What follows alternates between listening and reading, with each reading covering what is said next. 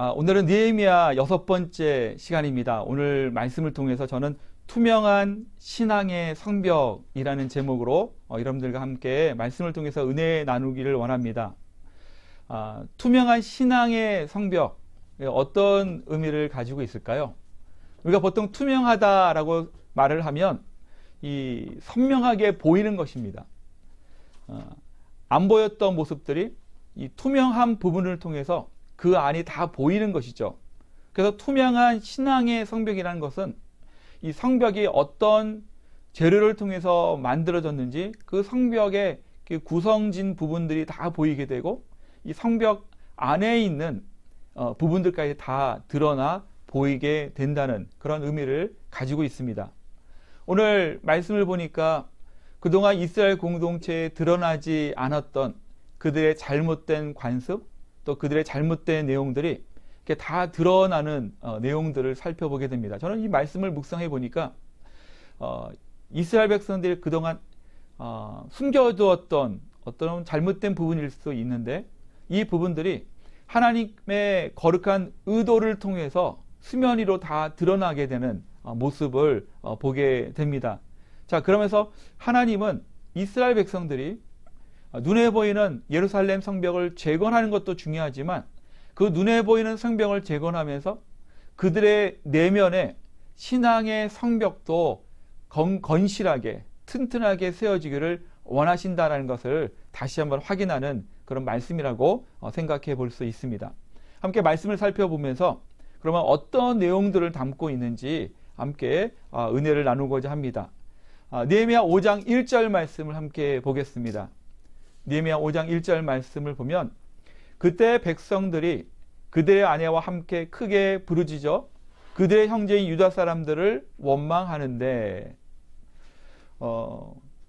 백성들, 그러니까 아내들과 함께 크게 부르짖었다는 것은 무엇이냐면 각 가정마다 어려운 일들이 생겼다는 것이죠. 자, 이 말은 이스라엘 백성들 안에서 서로 원망하고 서로 원수가 되고 마음이 나눠지는 일들이 일어났다는 것입니다. 어떤 이유인지 구체적으로 살펴보면 이런 내용입니다. 예루살렘 안과 밖 그 주위에 많은 이제 유대인들이 살고 있었는데 크게 두 분류의 유대인으로 나눠볼 수 있을 것 같아요. 물질이 많은 물질을 소유한 부유한 유대인들과 정말 하루하루 살기가 힘들고 어려운 가난한 유대인들이 있었다는 것입니다. 특히 성경을 살펴보니까 이 가난하게 살고 있었던 유대인들이 얼마나 힘들게 살았는지 아주 구체적으로 살펴볼 수 있는데요. 어떤 가난한 사람들은 열심히 일을 해도 이 많은 식구들을 먹여 살리는, 부양하는데 참 어렵고 힘들었습니다. 벌어도 열심히 일을 해도 이 가족들을 부양하는 데는 참 쉽지 않았다는 것이죠. 그런 어려움 가운데 부유한 유대인들 찾아가서 돈을 빌리는 일들이 일어나게 됩니다. 어떤 가난한 유대인들은 자신의 소유에 밭이 있고 포도원이 있고 집도 있었습니다. 근데 잦은 흉년으로 인해서 가뭄으로 인해서 이 농사를 제대로 짓지 못하다 보니까 이 곡식을 얻지 못합니다. 그러니까 쪼들리기 시작합니다. 가지고 있는 소유물들을 담보 삼아서 이 부자 유대인들, 부유한 유대인을 찾아가서 또 돈을 빌리기 시작합니다. 그뿐이 아니죠. 정기적으로 모든 유대인들이 그 당시에 강대국이었던 페르시아, 조금 더 구체적으로 설명하면 아닥사스다 왕에게 이 세금을 정기적으로 바쳐야 됩니다. 그러니까 세금 낼 돈이 없는 거예요. 먹고 사는 음식을 살 돈도 없는데, 부양할 돈도 없는데 세금 낼 돈이 어디 있습니까? 그러다 보니까 또 부유한 유대인을 찾아가서 돈을 빌리는 이런 금전적인 거래가 오고 갔다는 것이죠. 자, 그러면서 이 돈을 빌려줄 때 그냥 빌려준 것이 아니었습니다. 아주 높은 이자를 책정해서 이 가난한 유대인들에게는 여러 가지 수십 배, 수백 배의 무거운 짐을, 재정적인 무거운 짐과 이 부담감을 가지게 되었다는 것이죠. 이러한 사항을 나중에서야 알게 된 느헤미야는 이 모든 사항을 파악하게 되었고 또 금전 문제로 인해서 이스라엘 백성들 안에, 이 공동체 안에 마음이 둘로 나뉘어진 것을 보면서 마음이 참 힘들고 어려웠습니다. 화도 나기도 하고 이를 어떻게 처리하면 좋을까 나름대로 지혜를 구하며 또 고민하는 흔적들을 우리는 말씀을 통해서 찾아보게 되는 것이죠. 자, 그러면서 느헤미야가 대처하는 이 내용들은 어떻게 대처해서 이 문제를 해결하는가. 이 해결하는 과정을 통해서 하나님께서는 이스라엘 공동체의 겉에 드러나는 것이 아니라 이 내면의 모습들을 어떻게 건강한 영성으로 또한 투명한 신앙의 성벽을 세워나가는지 저는 본문의 말씀을 통해서 세 가지의 영적인 교훈을 함께 나누고자 합니다. 유다 총독이었던 느헤미야, 그 다음에 이스라엘 공동체 리더였던 느헤미야는 이 문제를 해결하기 위해서 당사자인 고리대금을 하고 있는 부유한 유대인들, 당시의 귀족들과 민장들이라고 소개하고 있는데 그들 개인적으로 만납니다. 그리고 잘못된 부분들을 지적해 줍니다. 거기서 끝나지 않고 이스라엘 공동체 전체를 소집하고 자신이 가지고 있는 총독의 권위 또한 리더의 권위를 통해서 모든 공동체를 소집하게 되죠. 자, 5장 8절 말씀 함께 보겠습니다. 느헤미야 5장 8절 말씀. 그들에게 이르기를 우리는 이방인의 손에 팔린 우리 형제 유다 사람들을 우리의 힘을 다하여 도로 찾았거늘 너희는 너희 형제를 팔고자 하느냐 더구나 우리의 손에 팔리게 하겠느냐 하며 그들이 잠잠하여 말이 없기로. 느헤미야가 이 고리대금하고 있는 높은 이자를 책정해서 가난한 유대인들을 괴롭히고 또한 금전 물질을 통해서 횡포를 부리고 있는 그들에게 말씀하고 있는 내용입니다. 전에는 이방 민족들에게 포로로 잡혀서 언제 자유함을 얻을까 노심초하다가 이제 풀려나서 예루살렘에 귀환한 유대인들이 있었습니다. 또 오래전부터 그 유대 지역에 또 예루살렘 지역에 살고 있었던 유대인들이 있었습니다. 그 모두가 모였을 때 느헤미야가 얘기하는 것이죠. 우리가 전에는 이방 민족들에게 잡혀 있었는데 노예로 살았는데 이제는 어떻게 동족 안에서 서로가 서로의 것을 빼앗고 또 높은 이자를 통해서 서로 종을 삼고 노예를 삼고 있느냐. 이 잘못된 부분들을 이야기하고 있는 것입니다. 사실 이스라엘 백성들 안에서는 이미 오래전부터 하나님께서 주신 여러 가지 말씀의 내용들이 있는데 그 중에 하나가 같은 동족 안에서는 같은 민족 안에서는 돈을 빌려주되 이자를 받지 말 것을 명령하셨습니다.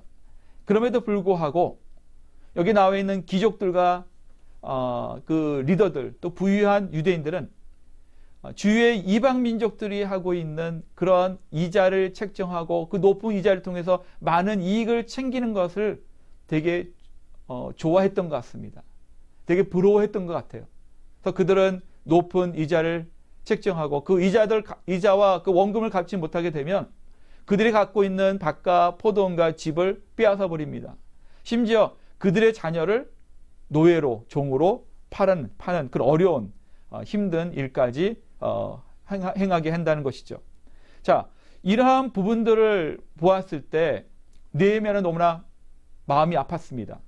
하나의 공동체로 만들어 나가는 것도 힘들고 어려운데 이제는 자신의 이익을 추구하기 위해서 서로 그 같은 민족을 괴롭히고 또한 뺏고 또한 사고 파는 이 문제로 인해서 여러 가지 힘들고 어려운 부분들이 있었다는 것이죠.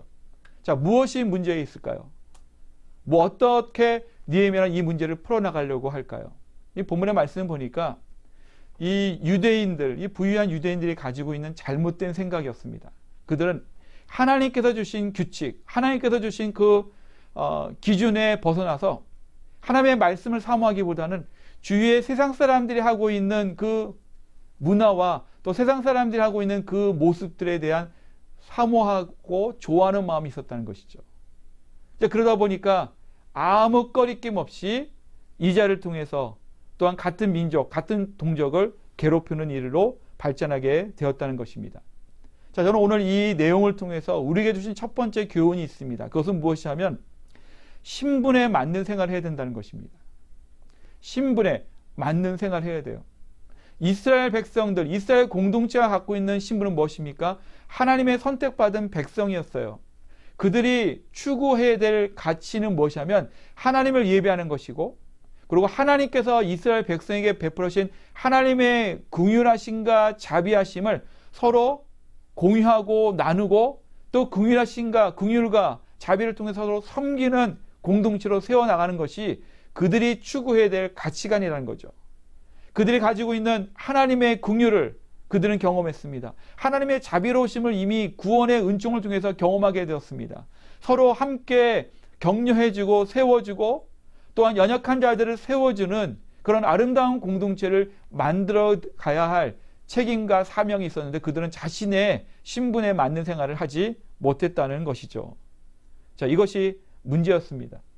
그들은 눈에 보이는 세상의 일상과 세상의 문화를 보면 너무 좋은 거예요. 그것을 놓지 못한 겁니다. 이것이 문제였어요. 눈에 보이지 않는 하나님, 그 하나님에 대한 믿음이 있다면 눈에 보이는 것을 이겨나갈 수 있는 그런 하나님의 백성으로 세움을 받아야 되는데 그들은 그렇지 못했습니다. 건축을 열심히 도왔습니다. 열심히 일을 했습니다. 맡겨진 영역에서 최선을 다했습니다. 그럼에도 불구하고 그들의 마음에는 세상에 대한 욕심, 세상을 좋아하는 그러한 마음들이 있었다는 것이죠. 저는 이 말씀을 다시 한번 묵상하면서 우리는 성도의 신분을 가지고 하나님께서 원하시는 삶을 살고 있는가?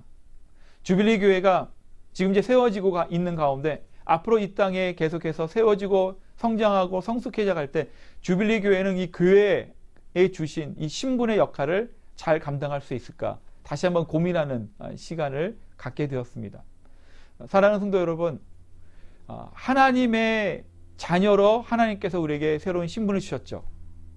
우리에게 너희는 나의 자녀다, 사랑하는 아들과 딸이다 라는 하나님의 이 선포의 말씀을 통해서 우리는 하나님의 자녀답게 사는 것입니다. 우리는 하나님의 자녀가 되기 위해서 열심히 사는 것이 아니라는 것이죠. 이미 우리는 구원받음을 통해서 하나님의 자녀가 되었고 성도가 되었고 예배자가 되었어요. 그럼 우리의 삶은 어떻게 되죠?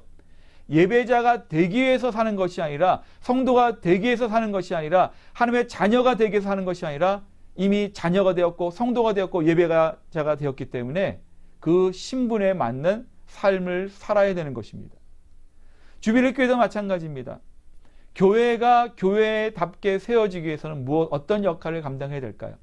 교회는 어떤 곳입니까? 거룩한 곳이에요. 이 거룩한 단어는 구분된 겁니다. 세상과 차별된 곳이에요. 세상과 다른 곳이 되어야 됩니다. 만약에 세상에서 일어나는 일이 교회에서 일어나고 세상의 문화가 교회 문화 동일하다면 교회는 교회가 아니라는 것이죠. 하나님께서 교회를 세우셨습니다. 거룩한 공동체로 구별되게 세우셨어요. 어떤 구별됨입니까? 하나님을 예배하는 곳이고 또한 조금 전에 말씀드린 것처럼 하나님께서 우리에게 주신 그 구원의 은총 가운데 하나님의 자비하심과 긍휼하심을 서로 나누며 세상을 향해서 하나님의 사랑을 증거하는 곳이 교회라는 곳입니다. 교회를 통해서 우리는 영적인 목마름에서 해결을 받을 수 있습니다. 교회를 통해서 우리는 하나님을 만날 수 있습니다. 교회를 통해서 하나님의 자녀가 구체적으로 어떻게 살아야 되는 것에 대한 가이드라인을 우리를 받을 수 있습니다. 또한 교회를 통해서 우리는 하나님의 역사를 체험하게 되고 하나님의 뜻을 펼쳐나가는 귀한 구심점이 되는 공동체라는 것을 우리는 너무나 잘 알고 있습니다. 이렇게 여러 가지 교회의 아이덴티티, 교회의 신분이 있는데 이러한 것을 지켜나가지 못한다면, 예를 들면 소금의 맛을 내지 못한다면, 빛이 빛을 내지 못한다면 그것은 빛도 아니고 소금도 아니라는 것이죠. 사랑하는 여러분, 앞으로 주빌리 교회가 세워져 나갈 때 가장 중요한 것이 있습니다. 저와 여러분, 교회를 구성하는 우리 모두가 성도답게 하나님의 자녀답게 세상에 좋아 보이는 것, 너무 좋아 보이는 것에 연연하지 마시고 영원한 것에 대해서 여러분들이 집중하시며 우리 모두가 하나님의 자녀답게 사시기를 주님의 이름으로 축원합니다. 그럴 때 주빌리 교회는 어떤 모습으로 변할까요? 교회다운 교회의 모습을 갖고 있는, 교회의 능력을 갖고 있는, 교회의 신분에 맞는 교회로 세움을 받을 줄 믿습니다. 느헤미야는 가난한 백성들의 이 상처, 이 아픔, 이런 부분들에 대해서 이 두 가지의 이 겉면에 말을 합니다. 이 부유한 이스라엘 유대인들에게 당신들이 행하는 이 행동을 통해서 어떤 어려움들이 있다는 것을 다시 한번 이렇게 언급하면서 두 가지 권면을 얘기하는 것이 있습니다. 이 본문의 말씀을 이렇게 보면 두 가지를 얘기하는데, 가난한 자들을 이렇게 착취하는 모습, 이를 통해서 건축을 방해하는 이 반대 세력들에게 조롱거리를 줄 수 있다는 거예요. 세상에 조롱거리를 줄 수 있다는 겁니다. 하나님의 백성인데 하나님의 백성답게 살지 못하니까 세상에 조롱을 받을 수 있다는 것이죠. 두 번째는 뭐냐면 부유한 유대인들은 하나님을 경외한다고 하지만 실제로 경외하지 않는다는 것을 지적하고 있습니다. 이 하나님을 경외하지 않음을 통해서 오히려 하나님을 업신여긴다라고 말씀하고 있는 것이죠.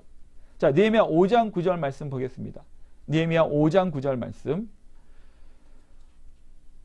내가 또 이르기를 너희의 소용이 좋지 못하도다. 우리의 대적 이방 사람의 비방을 생각하고 우리 하나님을 경외하는 가운데 행할 것이 아니냐. 그러니까 너희의 소용이 좋지 않다. 고리대금의 일을 함을 통해서 이제는 이방 민족들이 하나님의 민족들을 조롱하고 비방하게 생겼다는 것입니다. 그러면서 뭐라고 말씀합니까? 하나님을 경외하는 것 같았지만 실제로 경외하지 않았다는 거예요. 겉으로는 건축을 열심히 하고 맡겨질 최선을 다해서 행함을 보이는 것 같지만 실제 그 내면에는 하나님을 경외하지 않다는 것이죠. 자, 우리 출애굽기 22장 25절 말씀 볼까요? 어떤 말씀인지 한번 보겠습니다. 출애굽기 22장 25절입니다. 네가 만일 너와 함께한 내 백성 중에서 가난한 자에게 돈을 구워주면 너는 그에게 채권자같이 하지 말며 이자를 받지 말 것이라. 자, 누가 말씀하시는 겁니까? 하나님께서 말씀하시는 거거든요. 자, 그런데 이스라엘 백성들은 하나님의 말씀에 대해서 불순종하였습니다. 순종하는 삶을 살지 않았습니다. 이 말은 하나님을 경외하지 않은 것과 같은 거예요. 이 내용을 통해서 우리에게 주신 두 번째 영적인 교훈은 이것입니다. 하나님을 경외하는 삶을 사시기 바랍니다. 하나님을 경외하는 것, 어떤 것일까요? 이 경외라는 것은, 하나님을 경외한다는 것은 하나님의 살아계심을 믿고 평생 하나님을 의지하며 순종하겠다는 것을 의미합니다. 하나님에 대한 믿음, 평생 하나님을 의지하고 순종하는 삶을 살겠다고 고백하는 거예요. 이것이 하나님을 경외하는 것입니다. 이 경외라는 이 원어의 이 단어를 살펴보면 두려움이 있어요. 두려움의 단어에서 시작된 겁니다. 근데 이 두려움은 어떤 두려움이냐면 마치 주인과 종과의 관계에서 종이 주인을 두려워하는 그 두려움을 얘기하는 것이 아니에요. 어떤 두려움이냐면 부모와 자녀와의 관계에서 자녀들이 부모님에 대한 사랑, 이 존경이 담긴 두려움입니다. 그래서 여기서 말하는 두려움은 부정적인 단어가 아니라 긍정적인 단어예요. 우리가 부모님을 생각할 때 사랑하는 마음, 부모님을 존경하는 마음에서 오는 두려움이, 이것이 경외라는 것입니다. 하나님에 대한 진정한 경외, 어떤 것이 있을까요? 내가 부모님을 경외하고 부모님을 존경하고 부모님을 사랑한다면 우리 부모님이 가장 좋아하고 기뻐하시는 일을 찾아서 행할 것입니다. 효자와 효녀가 되기 위해서. 마찬가지예요. 우리가 하나님을 경외한다는 것은 하나님께서 기뻐하시는 일을 찾아서 그 일을 행하고 기쁜 마음으로 순종한다는 거예요. 다시 말하면 하나님의 말씀에 순종하는 삶을 사는 사람이 진심으로 하나님을 경외한다는 것입니다. 자, 우리 시편 111편입니다. 시편 121편 10절 말씀 함께 보겠습니다. 여호와를 경외함이 지혜의 근본이라. 그의 계명을 지키는 자는 다 훌륭한 지각을 가진 자이니 여호와를 찬양함이 영원히 계속되리로다. 자, 정확하게 여호와를 경외함이 무엇인지 말씀해주고 있는 것입니다. 우리의 모든 신앙은요, 우리 모든 신앙의 시작은 하나님을 경외하는 것부터 시작된다는 것을 믿으시기를 주님으로 축원합니다. 그렇기 때문에 나는 하나님을 경외해, 나는 하나님을 사랑해, 나는 하나님을 존경해 하면서 우리의 삶에 하나님의 말씀에 대한 순종의 증거들이 없다면 그것은 경외하는 것이 아니죠. 오히려 하나님과 하나님의 말씀을 업신여기는 행동과 같다는 것입니다. 저는 이 말씀을 묵상하면서 또 연구하면서 또 공부하면서 저의 신앙생활을 한번 뒤돌아보게 되었습니다. 하나님께서 나에게 주신 이 말씀에 대해서 정말 두렵고 떨린 마음으로 하나님을 경외하는 마음으로 순종하고 있는가? 네. 많은 찔림이 있었습니다. 여러분들 어떻습니까? 하나님을 경외하고 지금 이 시간에 나와서 경외하는 마음으로 예배를 드리고 있는데 평상시에 우리의 삶의 모습들을 보면 혹시 세상의 것이 너무나 좋아 보이고 보암직스럽고 또 너무나 갖고 싶어서 세상을 쫓아가는 삶을 살고 있지는 않습니까? 하나님을 사랑한다고 하면서 내가 주 앞에 헌신하고 쓰임받겠다고 고백하고 결단하면서 혹시 하나님께서 매일매일마다 주시는 말씀에 순종하는 것이 꼭 남의 일 같고, 그죠? 순종을 안 해도 하나님이 별로 반응이 없으신 것 같아서 그냥 무시하고 또 하나님의 말씀을 업신여기는 그런 모습으로 살아가고 있지는 않은지 우리의 모습을 다시 한번 점검하는 시간이 되면 좋을 것 같습니다. 사랑 여러분, 이렇게 우리가 제한된 코비드-19 때문에 제한된 생활을 하고 있잖아요. 그러니까 어떻게 보면 내가 교회를 우리가 쉽게 편하게 또 자유롭게 가지 못하기 때문에 모든 이유가 돼요. 내가 이런 이유 때문에 신앙생활을 잘 못하고 있어. 어쩌면 사람과 사람과의 대화 속에 모든 것이 용서가 될 수 있고 이해가 될 수 있는 그런 상황에 살고 있습니다. 그러나 더 중요한 것은 무엇이냐면 하나님과 나와의 관계에서 하나님께서 기뻐하시는 일, 하나님께서 원하시는 일, 하나님께서 원하시는 그 순종의 삶을 살고 있는가, 하나님께서 보시기에 인정받고 있는 삶을 살고 있는가, 우리는 다시 한번 뒤돌아 보아야 된다는 것을 다시 한번 여러분들 이 말씀을 통해서 생각해 보기를 원합니다. 사랑 여러분, 하나님을 경외하는 삶을 사시기 바랍니다. 하나님을 경외할 때 우리는 좀 전에 말씀 나눈 것 같이 우리는 신분, 하나님의 자녀의 신분을 갖고 있는 사람답게 살 수 있다는 것을 믿으시기를 예수 그리스도의 이름으로 축원합니다. 자, 느헤미야 5장 11절 말씀 함께 보겠습니다. 느헤미야 5장 11절에서 12절까지의 말씀. 자, 그런즉 너희는 그들에게 오늘이라도 그들의 밭과 포도원과 감난원과 집이며 너희가 구워준 돈이나 양식이나 새 포도주나 기름의 100분의 1을 돌려보내라 하였더니 그들이 말하기를 우리가 당신의 말씀대로 행하여 돌려보내고 그들에게서 아무것도 요구하지 아니하리이다. 자, 여기 말씀을 보니까 그동안 고리대금하였던 가난한 자를 착취하였고 또 물질로 횡포를 부렸던 이 귀족들과 민장들이 어떻게 해요? 돌이키는 일들이 있습니다. 여기 보니까 회개합니다. 자신의 잘못을 인정하였죠. 그리고 다시는 그 일을 하지 않겠다고 결단합니다. 돌이켰어요. 그리고 자신들이 착복했던 모든 것을 돌려주겠다고 합니다. 돌려주겠다는 거예요. 그 제자리로 돌려놓겠다는 거예요. 결국 귀족들과 민장들 또 고리대금하였던 이 부유한 유대인들은 어떤 행동합니까? 회개를 통해서 모든 것을 제자리로 돌려놓는 그런 모습을 우리에게 보여주고 있습니다. 자, 이 말씀을 통해서 우리에게 주시는 영적인 교훈은 무엇이냐면 회개란 무엇인가를 자세히 보여주고 있어요. 이 회개를 통해서 회개하는 모습을 통해서 회복의 삶이 어떠한 것인지를 보여주고 있는 것입니다. 성도 여러분, 진정한 회개는 무엇일까요? 여기 나타난 모습까지 내가 잘못한 것을 인정하는 겁니다. 인정 이후에 어떻게 되죠? 내가 가던 길 잘못된 길이면 돌이켜야죠. 누굴 향해서? 나의 마음이 있는 길이 아니라 세상 사람들이 이야기하는 길이 아니라 하나님께로 돌이키는 겁니다. 하나님께 방향을 다시 향해서 가게 되는 거죠. 자, 그러면서 어떤 모습으로 합니까? 제자리를 찾고 그 다음에 완전히 바뀐 모습을 보여주는 것. 잘못된 것을 보여주고 인정하고 또 그것에 대해서 완전히 하나님께서 돌이키고 원래의 자리로 돌아가는 것이 회개라는 거예요. 많은 경우 우리가 회개의 기도를 저 앞에 드립니다. 근데 마음으로만 끝난 경우가 많아요. 하나님 잘못했습니다. 그리고 끝이에요. 모든 것을 제자리에 놓지 않습니다. 여기 나와 있는 이 말씀에 나와 있는 유대인들을 보세요. 모든 걸 다 돌려준다고 했어요. 그죠? 돌려주고 나서 모든 걸 제자리로 회복시켜 놓겠다라고 말씀하고 있는 것입니다. 자, 그런데 이 느헤미야가 또 어떻게 또 강하게 한 번 더 얘기합니다. 5장 13절만 볼까요? 5장 13절 말씀. 내가 옷자락을 털며 이르기를 이 말대로 행하지 아니하는 자는 모두 하나님이 또한 이와 같이 그 집과 산업에서 털어버릴지리니 그는 곧 이렇게 털려서 빈손이 될지로다 하며 회중이 다 아멘하고 여호와를 찬송하고 백성들이 그 말한 대로 행하였느니라. 아멘. 느헤미야가 뭐라고 말하냐면 회개를 통해서 자신의 죄를 인정하고 나서 완전히 돌이키고 제자리로 돌아가지 않을 경우엔 마치 옷에 묻어있는 먼지가 바람에 날려 털려버리는 것 같이 우리의 인생도 털털 털어 버려지는 인생이 될 수 있다는 거예요. 되게 무서운 말이죠. 되게 강한 말이죠. 네. 먼지같이 그냥 털어서 없어지는 거예요. 네, 그런 인생이 될 수 있다는 거예요. 자, 하나님께서 원하시는 회개는 이것입니다.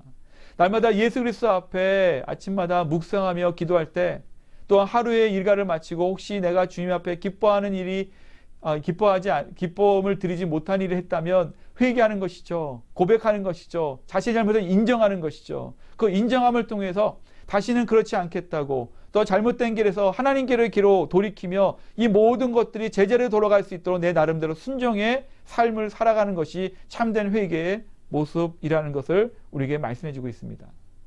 사랑하는 여러분, 저는 오늘 이 말씀을 통해서 우리가 너무나 쉽게 생각했던 신앙생활들을 다시 한번 좀 영적인 긴장감을 가지고 또 좀 시리어스하게 한번 생각해 보는 시간이 되면 좋겠습니다. 우리에게 주신 신분, 우리의 영적인 아이덴티티, 또한 우리에게 우리가 고백하는 하나님을 경외한다는 그 삶의 고백, 신앙의 고백, 그리고 우리가 매일마다 회개하며 또 기도할 때마다 주 앞에 잘못을 인정하는 이 회개의 기도에 대한 부분들을 다시 한번 본질적인 부분에 있어서 정말 생각하면서 고민하고 또한 완전히 새롭게 우리가 좀 변화되는 그런 시간이 되시기를 예수 그리스도의 이름으로 축원합니다. 우리가 대충대충 하는 그런 신앙이 아니라, 어설픈 신앙이 아니라 회개의 모습만 있는 그런 인생이 되면 안 되겠죠.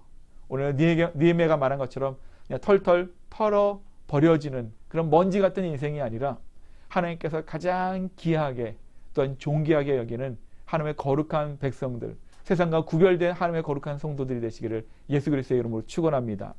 말씀을 정리합니다. 이스라엘이 숨겨놓았던, 수면 밑에 숨겨져 있던 잘못된 관습, 하나님께서는 이스라엘 백성들을 너무나 사랑하셨고 이스라엘 공동체가 거룩한 공동체로 다시 한번 회복되기를 원하는 그 간절한 마음을 통해서 그 잘못된 습관들, 관습들을 수면 위로 올리셨어요. 다 보이게 하셨어요. 그 일들, 그 어려운 문제를 느헤미야라는 하나님의 사람을 통해서 하나님은 이 하나하나 문제들을 해결해 나가셨습니다. 하나님의 자녀, 하나님의 백성이라는 신분답게 살아갈 수 있도록 그들에게 겉면의 말씀을 주셨습니다. 하나님을 경외하는 것이 어떤 삶인지를 말씀하셨습니다.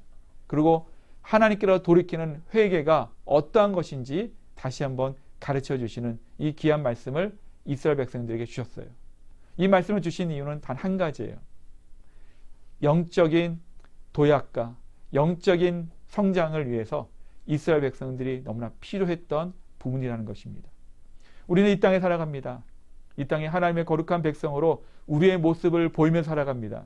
그러나 우리를 바라보는 세상은 우리의 겉에 드러난 모습뿐만 아니라 우리의 내면까지도 보기를 원한다는 거죠. 그런 의미에서 저는 오늘 주신 이 말씀을 통해서 저와 여러분들의 투명한 신앙의 성벽이 날마다 선명하게, 또한 깨끗하게, 또한 투명하게 세워지는 그 신앙의 성벽을 세워나가는 우리 주빌리 교회 성도님 되시기를 예수 그리스도의 이름으로 축원합니다. 우리의 신앙의 성벽이 투명하면 투명할수록 주빌리 교회도 이 땅에 영향력을 미칠 수 있고 이 땅에 꼭 필요한 영적인 투명성을 갖고 있는 그러한 거룩한, 이 세상과 구별된 거룩한 공동체로 세움을 받을 줄 믿습니다. 오늘 이 귀한 말씀을 기억하면서 주 앞에 나아가며 또 주 앞에 은혜를 받는 우리 귀한 성도님 되시기를 예수 그리스도의 이름으로 축원합니다.